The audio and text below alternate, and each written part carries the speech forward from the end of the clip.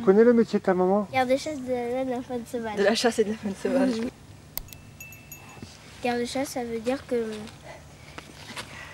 elle fait des PV à ceux qui n'ont pas le droit de chasser. Donc ce qui serait bien, c'est que ce matin, déjà, on fasse 2 équipes, on va faire 2 équipes. Et puis on va essayer de les localiser. Et puis de les contrôler, voir s'ils chassent avec des moyens prohibés ou pas. Ou on verra sur place. Non, on prend là-bas, puis on verra. Est-ce qu'on ne ferait pas par là? Oui, il vaut mieux. Parce et que prendre par après ça, voilà. ça va là? C'est le mieux, oui. Puis écoutez. Puis ça serait autour du bourg par là. Voilà.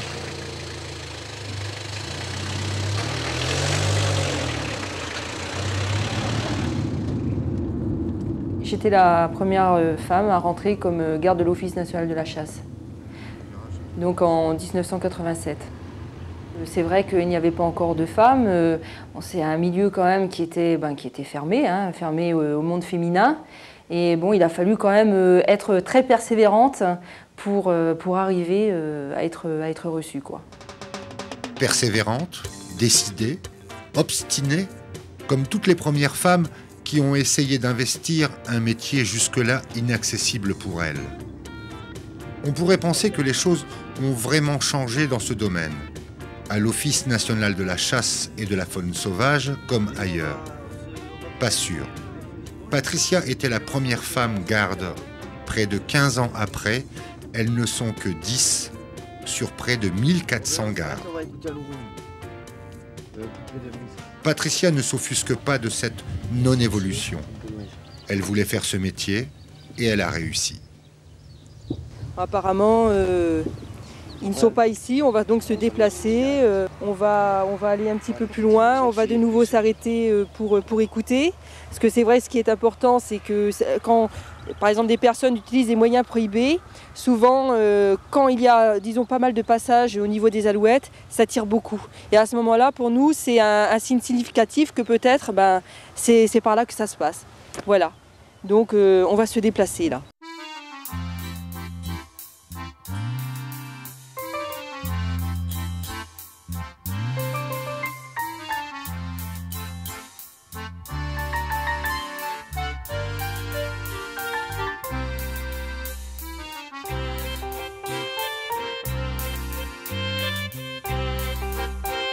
C'est vrai que, bon, après mon baccalauréat, j'étais intéressée quand même par le milieu de la police. J'ai eu entre les mains donc, quelque chose qui concernait les gardes de l'Office national de la chasse. J'ai vu que les femmes donc, pouvaient y rentrer. Et à ce moment-là, c'est vrai que j'ai dit, mais c'est ça, voilà. Pour moi, ça me convenait bien, surtout donc c'était lié à la nature, à la faune, à la flore, quelque chose donc que j'aime particulièrement. Pendant la période des chasses traditionnelles, la brigade de Patricia consacre beaucoup de temps aux opérations de contrôle et de police. Car parfois, les chasseurs confondent chasse traditionnelle avec opposition à l'application des textes réglementaires. Mais Patricia n'en démord pas. Le respect de la loi est une obligation incontournable pour la sauvegarde de la chasse, surtout lorsqu'elle est qualifiée de traditionnelle. Il y a une alouette qui a été prise, qu'on attache avec un corset, on la met au bout d'une ficelle pour, quand il en passe, pouvoir la faire voler comme ceci, pour simuler une alouette qui vient au sol.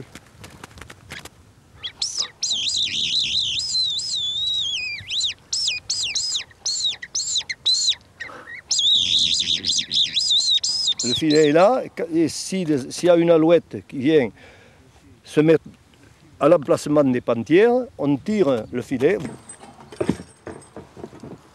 Voilà, et l'oiseau est pris.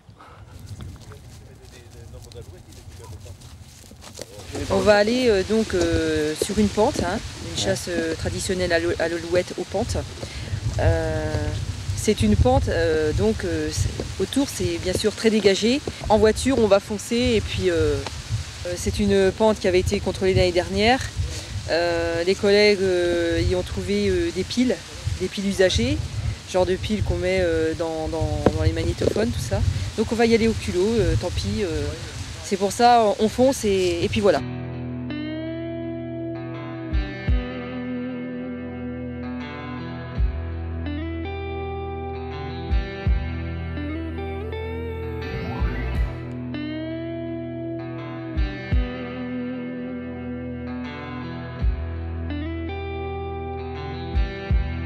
Même quand le chasseur n'est pas présent, on a tout à fait le droit de regarder un petit peu ce qu'il y a, quoi. Donc là, effectivement, il n'est pas là. De toute façon, pas de chance. Disons que la chance que j'ai eue, c'est déjà d'avoir été dans un département pour ma première affectation, je dirais plutôt, dans un département où déjà j'étais dans une brigade qui, les agents qui y étaient, hein, donc les hommes, acceptaient déjà cette idée. Même, ils étaient presque contents. Tiens, on a la première femme, pourquoi pas. Déjà, ils avaient, ils n'avaient pas des œillères, quoi. Donc j'ai été très bien reçue. J'ai donc été très aidée par les anciens qui m'ont appris aussi le métier. Parce que si on ne vous montre pas les choses qu'il faut faire sur les terrains, etc., parce que c'était quand même un monde que je ne connaissais pas, vous ne pouvez pas savoir. Donc il faut qu'on vous apprenne. Et donc j'ai trouvé des collègues formidables.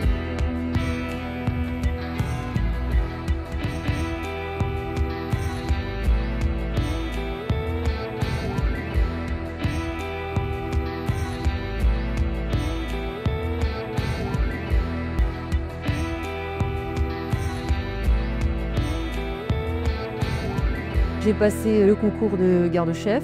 J'ai réussi avec succès fin 93. J'ai demandé alors ma mutation dans le Lot-et-Garonne, où je suis actuellement. Et c'est vrai que je me suis retrouvée à la tête d'une brigade constituée essentiellement d'éléments masculins. D'ailleurs, j'aimerais bien éventuellement toucher aussi peut-être une jeune femme dans les mois qui viennent. Ce serait bien. Et il se posait quand même des questions. Hein. Avant de voir déjà une garde-chef femme arriver, il voyait d'abord une femme garde-chef, hein, plutôt qu'une garde-chef femme. Donc quand même, il se posait des questions.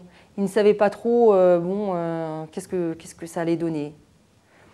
Et je crois que par rapport à l'acquis, au passé que j'avais derrière moi, parce que c'est vrai que malgré tout, il faut toujours être là pour faire ses preuves en tant que femme. C'est marrant, mais c'est comme ça. Et d'autant plus en police. Et c'est vrai que malgré tout, même le respect des collègues, vous le gagnez en étant efficace sur le terrain, en montrant quand même à vos collègues hein, qu'ils peuvent compter sur vous, que vous êtes là et tout simplement, quoi, que vous êtes présente et que vous faites votre travail aussi bien qu'eux.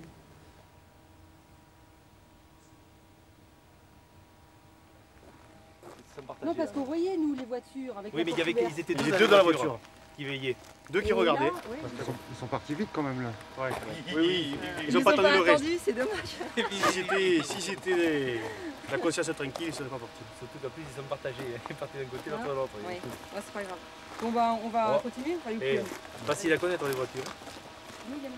Disons que moi je ne vois pas tellement de différence parce que je conçois que ce soit un homme ou une femme, c'est surtout le caractère de chacun qui est différent. Après au travail, moi je ne fais pas tellement attention. Mais parfois les femmes sont n'ont pas le même style pour dire les choses, elles sont moins violentes, elles sont, non? Ça dépend des femmes. C'est vrai qu'au niveau peut-être de l'administratif, elle est assez, voilà, elle aime bien les choses bien faites, quoi. Il faut que ce soit carré, quoi. C'est vrai, mais c'est pas, ça gêne pas du tout, quoi. Non. Bon, comme dans toute profession, il y a une hiérarchie à respecter. Donc je pense que dès l'instant qu'il se crée un climat de confiance entre les supérieurs et les agents de base, il n'y a pas eu d'avoir de problème. Nous sommes là pour faire un travail. Chacun voit comment il réagit face à ce problème-là. Enfin, s'il y a un problème.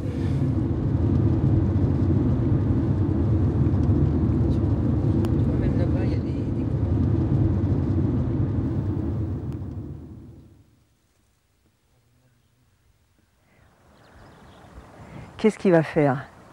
Est-ce qu'il les a tués? Il continue. C'est bon, il l'a. Allez, nous on peut avancer. Vous voulez voir les papiers? Oui, on va donc vérifier votre autorisation de chasse au Mattol.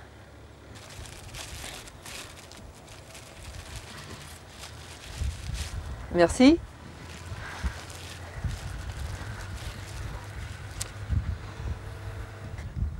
Alors, donc,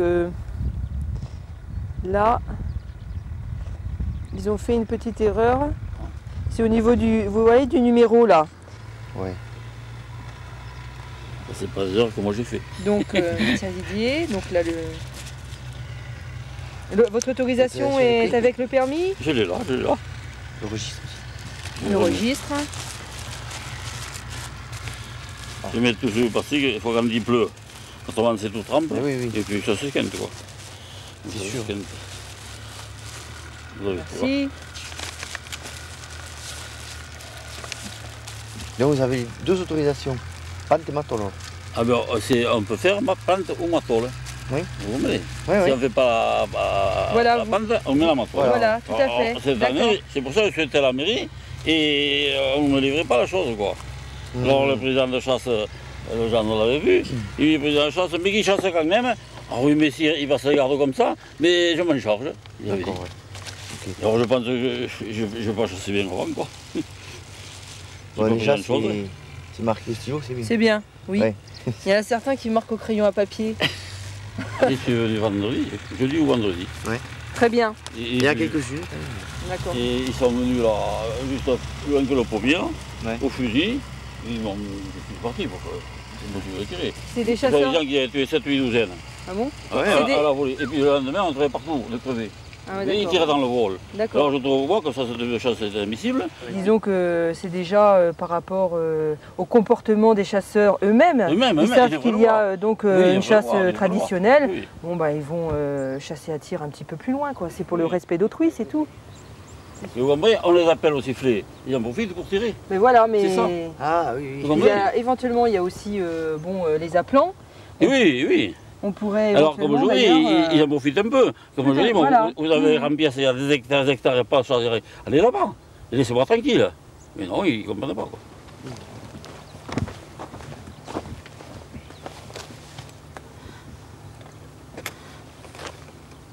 Bien, par la ficelle, on passe les pattes là. Alors depuis la cabane, on siffle, vous voyez ce qu'on fait. Elle vole, elle fait venir les autres. L'oiseau, il passe là, il passe dessus, vous voyez, et ça se ferme. Et il est dessous. Celle-là, là. Quand vous avez fini la saison, qu'est-ce que vous en faites? Je la lâche. Vous lui donnez la Je m'en liberté. garde 2, je lui en ai à l'autre tous les ans. C'est très bien ça. C'est mon plaisir à soigner. Ah c'est bien. Oui, elle fait son travail, je la Elle a lâche. droit à la liberté, c'est bien. Oui. C'est un bon esprit. Ça, c'est très bien. Ouais.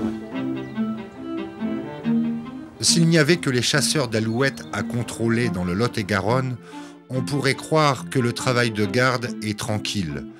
Surtout lorsque le chasseur est aussi charmant, mais il y a le reste, le grand gibier, le petit et la palombe. Ah, la palombe, on n'est plus dans la tradition, on est là dans la religion. L'espion, il veille les vols. Dès qu'il y a un vol, il pille la tête et il nous marque tout. Tous les oiseaux, ça marque. Les grives, tout.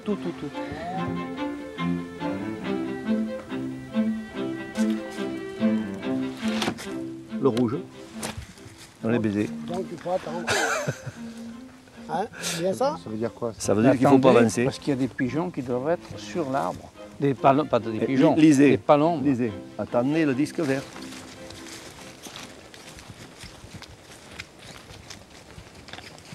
Ici, vous n'avez pas de filet. Il n'y a pas de filet. Il n'y a pas de filet, ils chassent au fusil. Tout au fusil. Ici, c'est celui de pose. Quand le vol arrive ici, qui prend, que les palombes ont les ailes ouvertes, ben, elles viennent toutes se poser à côté. Là.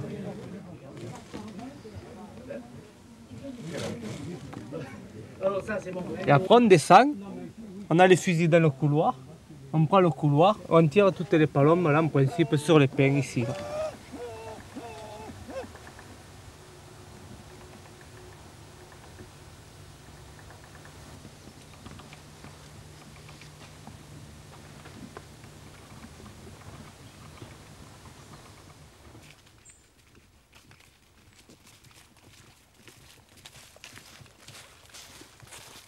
Le travail de police occupe une grande partie de notre temps, Mais nous avons aussi donc tout ce qui est mission technique. J'ai des collègues sur la brigade qui s'occupent du piégeage du vison d'Europe pour voir s'il est présent sur certains cours d'eau du Lot-et-Garonne. On a un tas de missions techniques qui sont aussi intéressantes. Et nous avons aussi le côté formation, information, parce que c'est vrai que ce qu'il y a de bien aussi dans notre métier, c'est le contact.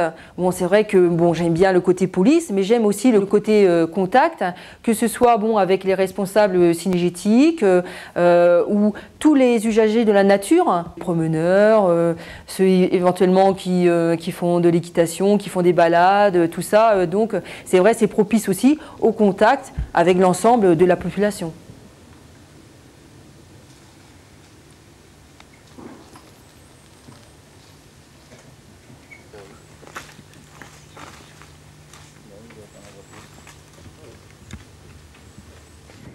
Bonjour. Moi, je suis content de vous voir, à condition.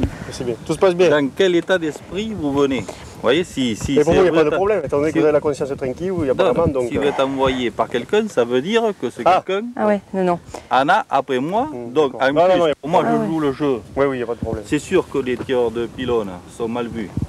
Moi, j'ai le sentiment de faire gaffe, de respecter les autres. Il y a des palombières partout. Donc, si vous voulez, je les vois quand ils posent des palombes. D'accord. Je sais quand ils en ont. Le vide? Ça passe quand même un petit peu? Oui, j'en ai eu assez pour moi quand même. Hein. Bon, c'est bien. Oui. C'est le genre d'appareil qu'on retrouve fréquemment, éventuellement par exemple, lors de chasses traditionnelles aux pentes, voire des fois au mattol. Et les chasseurs aussi à tir utilisent ce genre de moyens. Donc, qui reproduit tout simplement le chant de l'alouette. Voilà, là c'est le chant de l'alouette. Des moyens donc vraiment interdits, puisque très meurtriers. Très meurtriers, puisque ça facilite la chasse et la destruction du gibier. Alors vous avez du matériel qui fonctionne comme ça aussi à ultrasons et à distance. Et vous avez une télécommande. Et à ce moment-là, vous n'entendez pas vous le chant de l'alouette, mais par contre, il est perçu par le vol des alouettes qui passent. Mais pour vous, c'est beaucoup plus difficile de savoir si la personne utilise ce genre de matériel.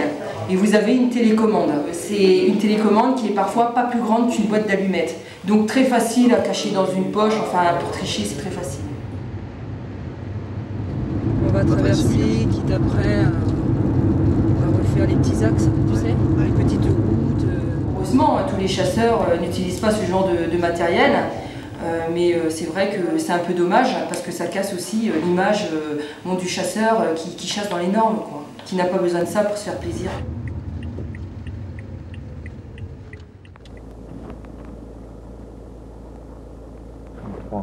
Oui, il y en avait un du côté là, à droite. Oh, mais il se planque.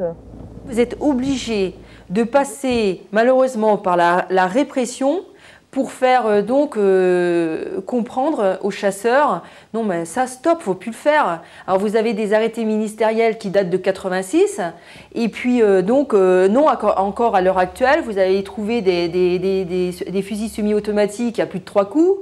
Qu'est-ce que vous allez y trouver d'autre? Le transport des armes soit chargé dans les voitures, non placé sous étui. C'est vrai que quand ça date de 86, quand même, c'est vrai que l'information, il faut qu'elle passe, mais on est en 2001 et puis on fait toujours des PV, ce genre de PV. Il y a un problème, quoi. Déterminée Patricia, surtout lorsqu'enfin elle localise l'un des chasseurs italiens qu'elle recherchait. Patricia ne s'intéresse pas qu'aux chasseurs italiens, mais à tous ceux qu'elle qualifie de tireurs et que d'autres appelleraient des viandards. Patricia et sa brigade sont en première ligne pour lutter contre les pratiques de ces chasseurs. Ils ont parfois l'impression d'être les seuls, mais cela ne les empêche pas de faire leur travail avec détermination, sans aucun compromis.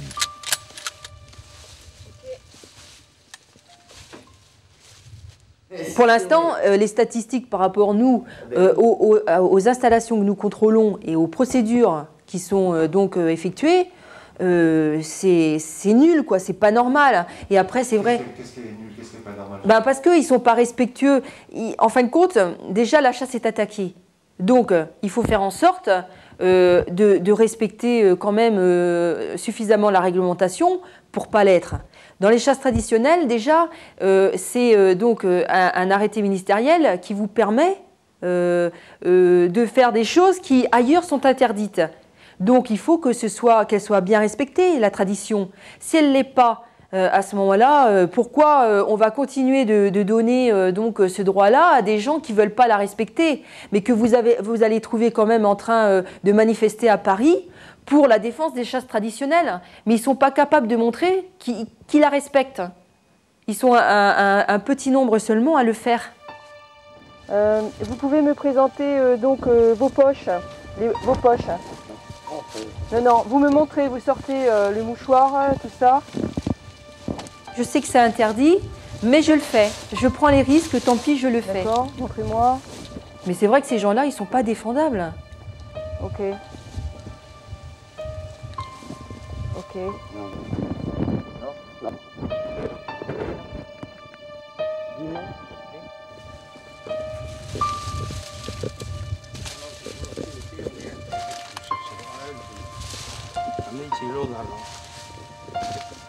Et le sifflet. L'ho perso. L'ho perso. Perdu? Perso.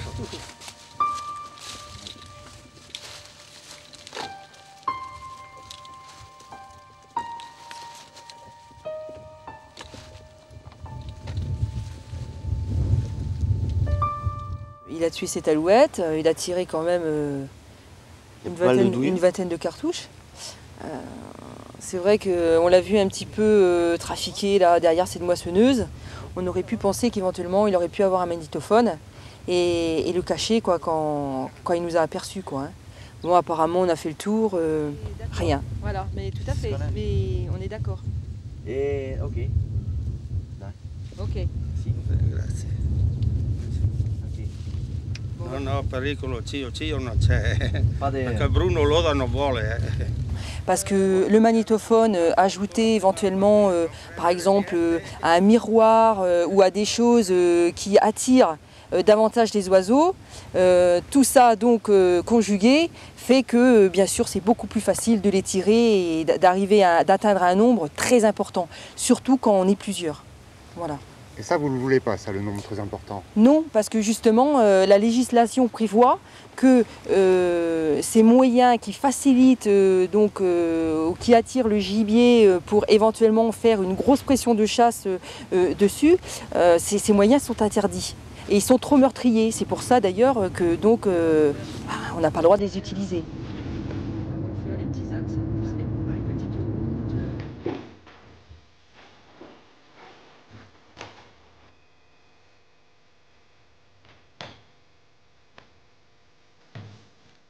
La journée se termine. Plusieurs contrôles, pas de PV aujourd'hui, mais une présence affirmée sur le terrain. Bien sûr, le département est grand et il y a aussi le travail administratif à faire.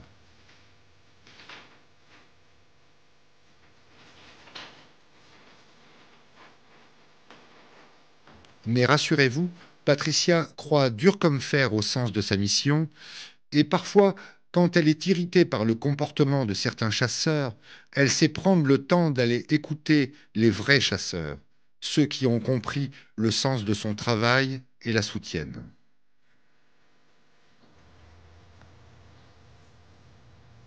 Moi, je suis arrivée ici en 95, mais c'est vrai qu'on m'a parlé qu'il y avait, c'était fabuleux quoi, ce qu'il y avait en grive.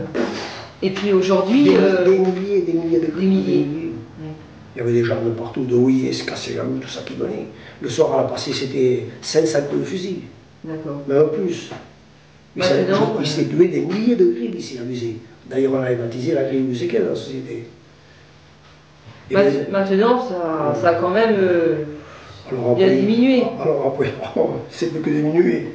Après, on te dit que c'est les chenilles en Allemagne qui ont Tu sais qu'elles ont bouffé des chenilles, elles ont mangé des chenilles, et elles sont empoisonnées, tu penses, des belles chenilles. Des chenilles à deux pattes.